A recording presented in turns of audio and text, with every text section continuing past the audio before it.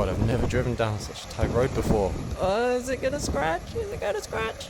Go, off to get the garage. How exciting. How exciting. She's not excited. We've just moved into our new house, which is super exciting, but there's no garage here. So, first thing on the list of things to do, build a garage. In an effort to save money, I always find the most inconvenient way to do something. I decided to pick up a free prefab garage from Facebook Marketplace and made sure the asbestos roof was removed before we got there. I borrowed my dad's van and I was going to go and do this on my own at first because I didn't have anyone to come give me a hand. My girlfriend eventually said she would come give me a hand, which was so kind of her because I didn't realise how difficult this was actually going to be. The whole structure was held together with bolts and then Z-shaped brackets that would hold the panels to the pillars. After removing about 100 bolts, we then brushed it all down to get rid of all the cobwebs and dust and the potential asbestos on the walls, making sure we had our masks on just in case. There were definitely a few broken panels and pillars by the end of the day.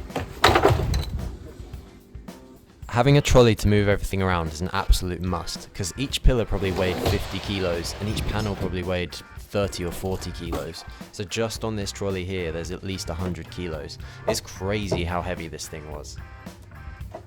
If you're thinking of getting a prefab concrete garage, don't do it on your own. Make sure you've got some help, because this thing is so heavy. It is crazy, honestly.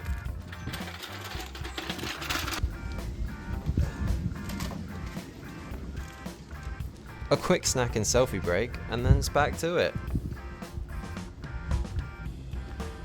Progress is super slow at first, but once you start seeing the walls come down, it feels so rewarding, it's so nice, and you feel like you're actually making decent progress for once.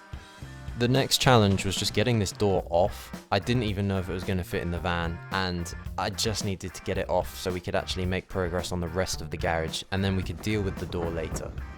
This teeny tiny alley was the only way to access the garage, and it was so tight. I know it doesn't look like it on camera, but I was stressing. I was hopeful that we were going to be able to do this in one trip, but it ended up being two, and that's okay. It was about a 50-minute drive into London, so not too bad. When we left after the first load, a third of the wall was still standing, and we were really hoping the guys getting rid of the garage had taken it all down for us and left it out for us. And they had. It was so nice to see, because it saved us 2 hours of work. So we did it. Just got everything in the van, about to drive home, but yeah, it's been a long day, but we did it.